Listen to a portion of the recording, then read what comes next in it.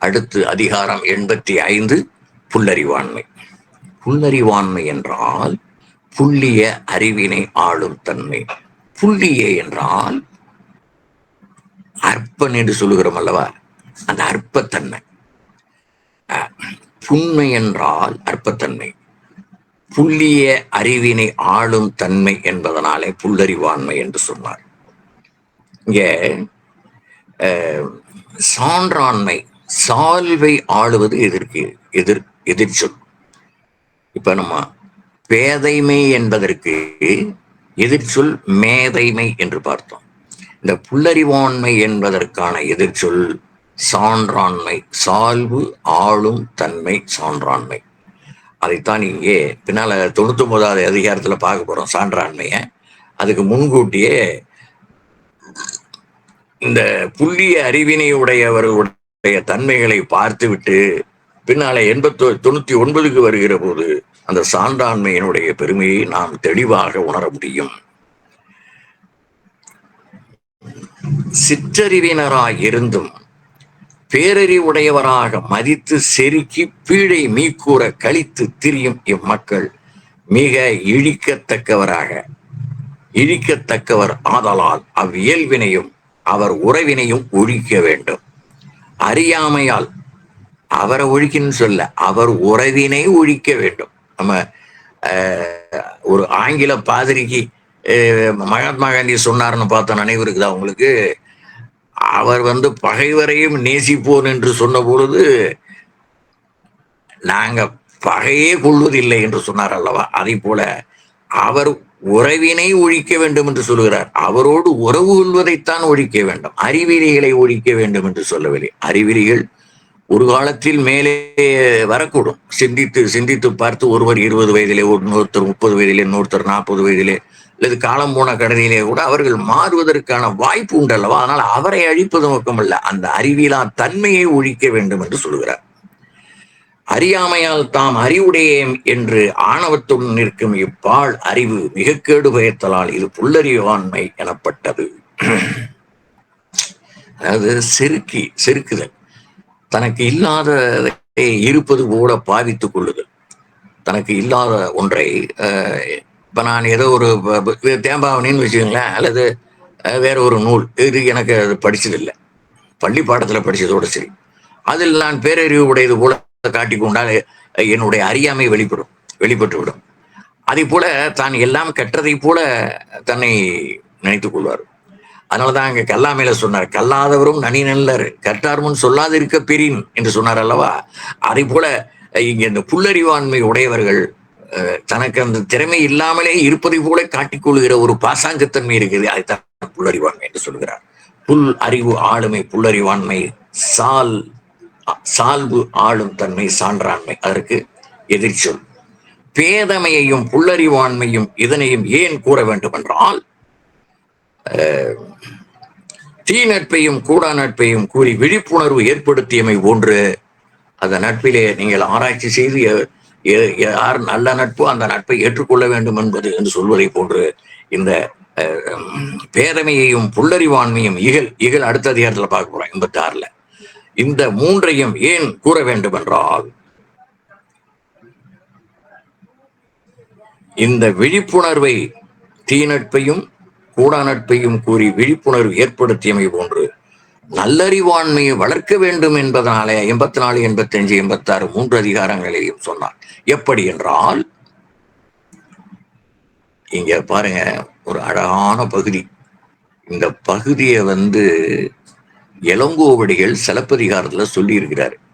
இந்த 16 அடிகளை எல்லா ஆசிரியர்களும், எல்லா மாணவர்களும், எல்லா அன்பர்களும் மனப்பாடம் செய்து வைத்துக் கொள்ள வேண்டும்.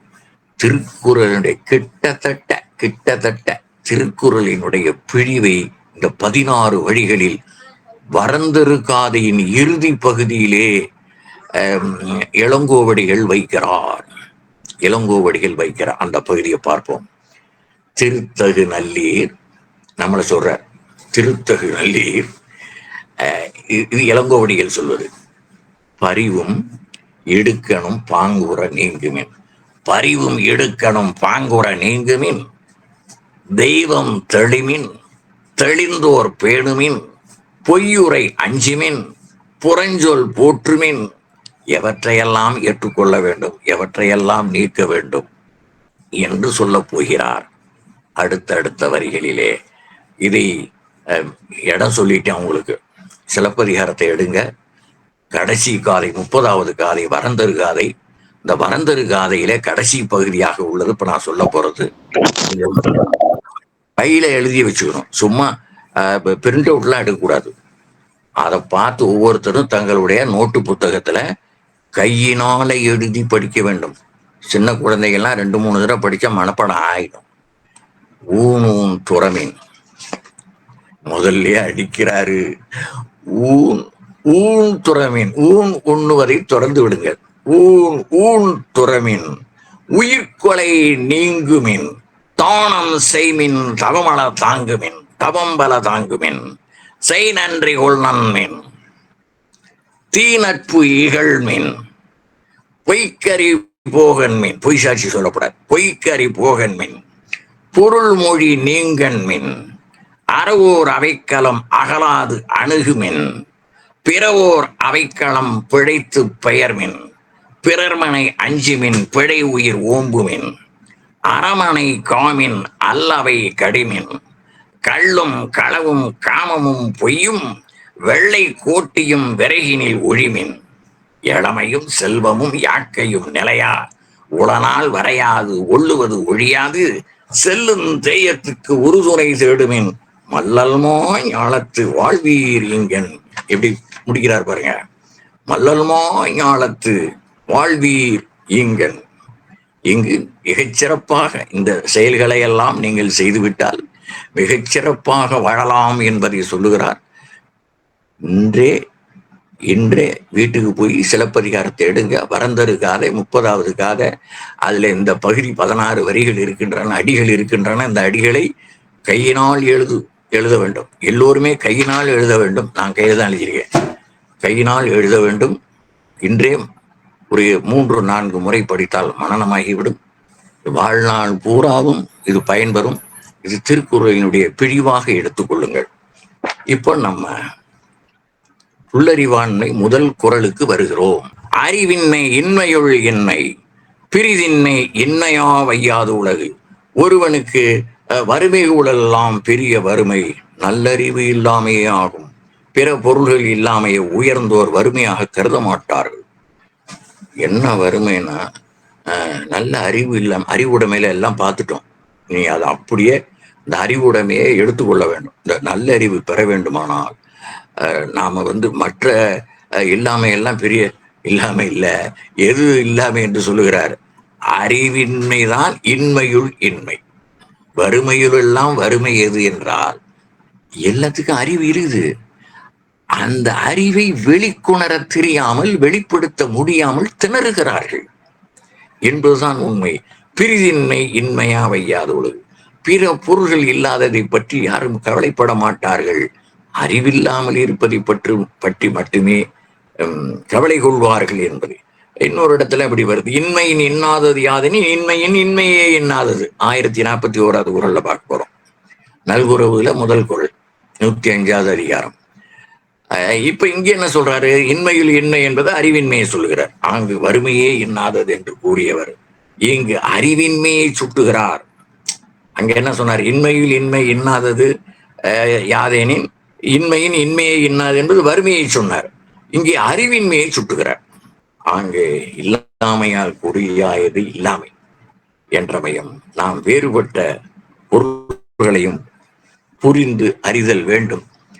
புல்லறிவாண்மையாய் உள்ளவன் தெளிந்தும் துணிந்து முயன்றால் நல்லறிவானல் ஆகிவிட முடியும். அவன் முயன்றால் தன்னை மேம்படுத்தி கொள்ள முடியும், தன்னுடைய அறிவினை விளக்கம் பெற செய்ய முடியும் என்பதை இந்த முடிவாக இந்த குறள் மூலமாக சொல்லுகிறார். அறிவின்மை இன்மையுள் இன்மை பிரிதின்மை இன்னையா வையாது உலகு. 2 அறிவிலான் நெஞ்சு உவந்து ஈதல் பிரிது யாதும் இல்லை பெறுவான் தவம். அறிவில்லாதவன் மனமுவந்து ஒரு பொருளை யாருக்கும் கொடுக்க மாட்டான். ஒருவேளை அவன் மனமும் வந்து கொடுப்பானாய், ஆனால் அது பெறுபவன் செய்த தவத்தின் பயனை தவிர அவன் கொடுக்கவில்லை என்று சொல்லுகிறார். அறிவிலான் நெஞ்சு உவந்து ஈதல் பிரிதியாதும் இல்லை பெறுவான் தவம். அவன் கொடுக்க மாட்டான், மனசு வந்து கொடுக்க மாட்டான். எவனுக்காவது கொடுத்துட்டான்னா வாங்குறவன் தான் தவம் செய்தவன்கிறார் இந்த குரல் மூலமாக. இப்புல்லறிவினர் போலி தவமுடைய வேடதாரிகளுக்கு செய்வார்கள். சில பேர் சில சாமியார்களை கூட்டியாந்து எல்லாம் பண்ணுவான், ஹோமம் பண்ணுவான், அதை பண்ணுவான், இதை பண்ணுவான், எல்லாம் பண்ணுவான். ஆனா மற்றவர்களுக்கு எதுவும் செய்ய மாட்டான். இந்த மாதிரி ஆட்களைத்தான் போலி வேடதாரிகள் என்று சொல்லுகிறார். ஆம் பரிசு தேரா அறிவிலி ஒன்று ஈனது வேம்பிணித்தால் போல் வியப்பு என்கிறார் ஜெகவீர பாண்டியனார். அதுக்கு ஒரு ஜெகவீர பாண்டியன் அவர் ஒரு குரல் வெண்பா எழுதியிருக்கிறார். இந்த குரலுக்கு குரல் வெண்பா என்பது 2 வரி உள்ளது, வெண்பா என்பது 4 வரி உடையது. அவர் 4 வரி வெண்பா எழுதியிருக்கிறார் ஒவ்வொரு குரலுக்கும். ஆனா சிலவர் பெரும்பாலானவற்றுக்கு தனியாக அவரே குரல் வெண்பா எழுதியிருக்கிறார். இதுல வேம்பு இணைத்தால் மேலோர் வியப்பு என்று முடிக்கிறார். எப்படி?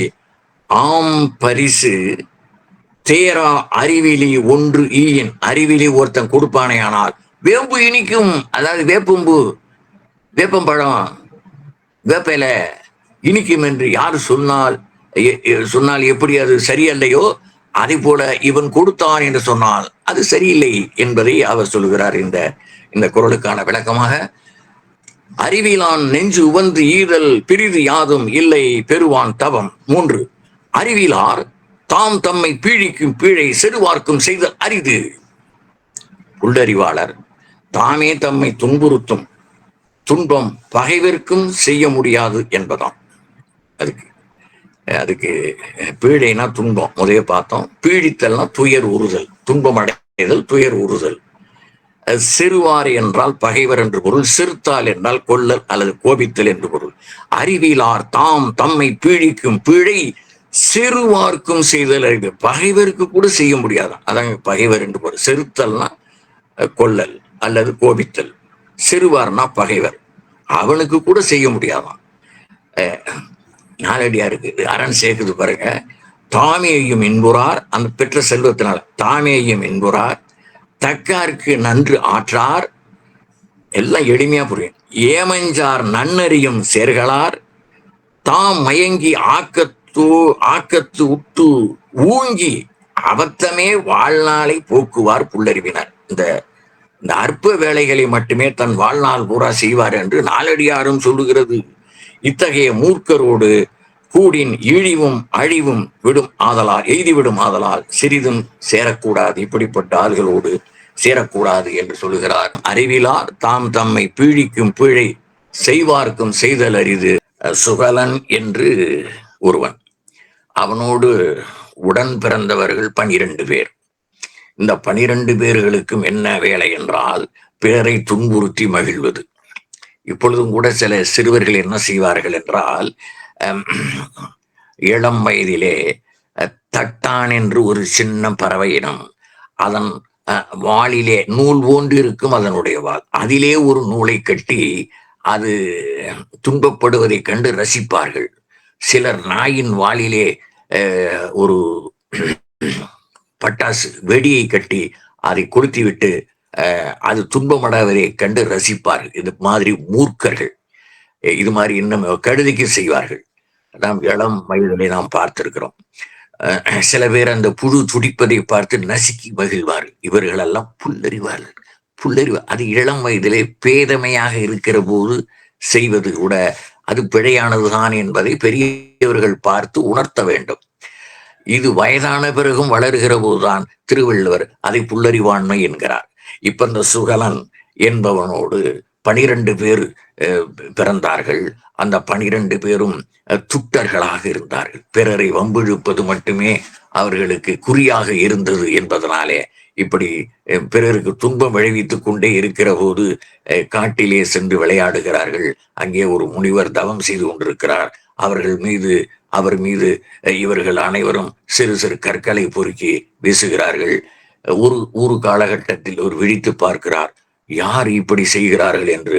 இந்த சிறுவர்கள் செய்வதை பார்த்து அவர் சபிக்கிறார். குணம் என்னும் குண்டேறி நின்றார் வெயிலே கனமேயும் காத்தலர் இது என்பது அவரால் பொறுத்து கொள்ள முடியவில்லை, சபித்து விடுகிறார். கவுந்தியடிகள் எப்படி நரிகளாக செல்லுங்கள் என்று சபித்தாரோ அதுபோல் இவர் இந்த முனிவர் நீங்கள் எல்லாம் பன்றிக்குட்டிகளாக செல்லுங்கள் என்று இதைத்தான் திருவிளையாடல் புராணத்துல பரஞ்சோதி முனிவர் இந்த பன்றிகளுக்கு பால் ஊட்டுகிற தாயாக வந்தவர் என்பதை அந்த திருவிளையாடல் புராணம் கூறுகிறது. இந்த 12 பேரும் பன்றிக்குட்டிகளாக அலைய ஆரம்பித்து விட்டார்கள். இதுதான் தனக்குத்தானே தீமை செய்து கொள்வது என்பது. இந்த நீதி கதைகளின் மூலமாக நாம் யாருக்கும் எந்த விதமான தீமையும் செய்யலாகாது என்பதை சொல்வதற்காகத்தான் இந்த கதை. வேற யாரும் செய்து கொள்ள வேண்டியதில்லை, தனக்குத்தாமே தீமை செய்து கொள்வார்கள். பீழிக்கும் பீழை அறிவிலார் தாம் தம்மை பீழிக்கும் பீழை. பீழை என்றால் துன்பம், பீழிக்கும் பிழை என்றால் தனக்குத்தானே தான் தலையில மண்ணை வாரி போட்டுக்கொண்டால் எப்படி இருக்குமோ அப்படி. சிறு பிராயத்திலே ஒரு கதை சொல்வார்கள், நான் உனக்கு என்ன தேய்ச்சி விடட்டுமா என்று விளையாடுகிற போது மண்ணள்ளி தலையிலே தேய்ச்சி விடுவார்கள். அது பெண் பிள்ளையாக இருக்கும், நீண்ட கூந்தல் இருக்கும், அங்க போய் ஆடுவோம் வீட்டுல போய். அது சாமானியம் இல்லை. அந்த அந்த முடி நிறையாக உள்ள அந்த குழந்தைக்கு இந்த மண்ணை எண்ணெயாக தேய்த்து விட்டு எண்ணெய் தேய்த்து குளியல் பண்ணினால் அந்த அந்த சீவுகிற அந்த தாய்மார்களுக்கு தான் தெரியும் அது எவ்வளவு பெரிய கஷ்டம் என்று. அவங்களுக்கு மட்டும் இல்லை, அந்த குழந்தை படுகிற துன்பம் கொஞ்சம் நெஞ்சம் இல்லை. அந்த மணல் அப்படியே ஒட்டிக்கும் உள்ளெல்லாம். அதை கொஞ்சம் கொஞ்சமா எடுக்கிறதுக்கு சில மணி நேரங்கள் ஆகும். இப்படி துன்பங்கள் தனக்குத்தாமே செய்து கொள்வதையெல்லாம் எப்படி அவர் ரசித்து ருசித்து எழுதியிருக்கிறார் பாருங்க. அறிவிலார் தாம் தம்மை பீழிக்கும் பீழை செருவார்க்கும் செய்தல் அறிவு. பகைவனால கூட உனக்கு இப்படி துன்பம் செய்ய முடியாதியா, உனக்கு நீ இப்படி துன்பம் செய்து கொள்கிறாய். அப்படி செய்து கொண்டதனால பிறருக்கு இன்னல் விளைவித்ததனால்தான் நீ பன்றிக்குட்டியாக போனாய் என்பதை சொல்வதற்காகத்தான் இந்த கதை. அடுத்து 4, வெண்மை எனப்படுவது யாதெனில் உண்மை உடையம் யாம் என்னும் செருக்கு. வெண்மை எனப்படுவது யாது கேள்வி கேட்கிறார் திருவள்ளுவர். முதல்ல கேள்வி கேட்டு அவரை பதில் சொல்லுவார். வெண்மை எனப்படுவது யாது, வெண்மை எனப்படுவது யாதெனின் உண்மை உடையம் யாம் என்னும் செருக்கு. உண்மை என்றால் ஒள்ளிய ஒளி பொருந்திய பொருள் வாய்ந்த அது பொருந்திய என்று பொருள். வெண்மை என்றால் நாம் வெண்மை என்றால் தூய்மை என்போம். வெள்ளை சட்டை போட்டிருக்க முடியா, வெள்ளை மனமும் வெள்ளை, சுவரும் வெள்ளை, மனமும் வெள்ளை. ஆனால் இங்கே வெண்மை எனப்படுவது யாது என்றால் அறிவிலார் கொள்ளுகிற ஆணவம் என்று திருவள்ளுவர் இங்கே சொல்லுகிறார். வெண்மை எனப்படுவது யாது என்றில் அது அறிவிலார் தன்னுடைய மனதிலே கொள்ளுகிற ஆணவம் என்று சொல்லுகிறார். வெண்மை எனப்படுவது யாது, வெண்மை எனப்படுவது யாதெனில் அறிவிலார் தாம் தன்னை போல யாரும் இல்லை என்று செருக்கு கொள்வது என்று சொல்லுகிறார். அப்ப என்ன செய்யணும்? உண்மை உடையம் யாம் என்னும் செருக்கு. எப்படி அவர் செருக்கு கொள்கிறாரா? ஒளி பொருந்திய என்னை மாதிரி யாரும் இல்லை என்று தம்மைத்தாமே பெருமை அடித்துக் கொள்வது. அப்படி செய்யக்கூடாது என்பதை சொல்லுவதுதான் இங்கே. வெண்மை என்றால் வெளிற்றுத்தன்மை, அறிவின்மை என்று பொருள். உண்மை என்றால் ஒள்ளிய தன்மை, புகழ், அழகு, ஒளி, ஒளினா வெளிச்சம், அப்படி பொருள் என்பதை இந்த குறள் மூலமாக சொல்லுகிறார். நுட்பமான அறிவு தமக்கு இருக்கிறது என்று அறிவில்லாதவர்கள் கொள்ளுகிற ஆணவமே அவர்களது அறிவில்லா தன்மைக்கு அறிகுறி என்பது இதனுடைய திரண்ட பொருள். வெண்மை எனப்படுவது யாதெனின் உண்மை உடையம் யாம் என்னும் செருக்கு. அறியாமை என்று சொல்லப்படுவது யாது என்று வினவினால் அது யாம் அறிவுடையேம் என்று தம்மைத்தாமே மதித்து கொள்ளும் களிப்பு, அதாவது மகிழ்ச்சி அடைந்து கொள்வது. சிற்றுணர்வோர் நீதிவெண்பார் சொல்லுது பாருங்க, மிக அழகா சொல்லுது. ஒரு உதாரணம், ஒரு எடுத்துக்காட்டு, அழகான உதாரணம். நீதிவெண்பார் சொல்ற கருத்து. சிற்றுணர்வோர் என்றும் சிலுசிலுப்பர். சிற்றுணர்வோர் என்றும் சிலுசிலுப்பர். ஆன்றமைந்த முற்றுணர்வோர் ஒன்றும் மொழியாரே.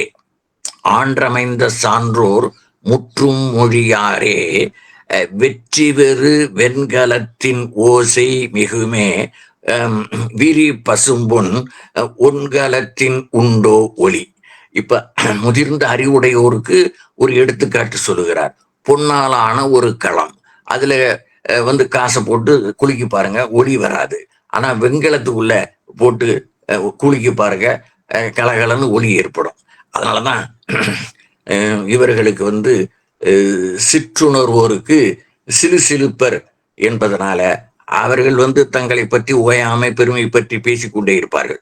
அப்படி பேசிக்கொண்டே இருப்பது வெண்கலத்துல ஒரு தட்டு தட்டின வெண்கலம் என்பது ஒரு ஒரு ஒரு உலோகம் என்பதை சொல்லுங்க. இந்த காலத்துல அந்த வெண்கலம் வந்து பழைய காலத்துல ஏதோ பரன் மீது கடந்து எடுத்து நீங்க காட்டினீங்கன்னா தான் இப்ப இருக்கிற குழந்தைகளுக்கு அது தெரியாது. அந்த வெண்கலம் என்பது ஓசையினை உடையதாக இருக்கும்.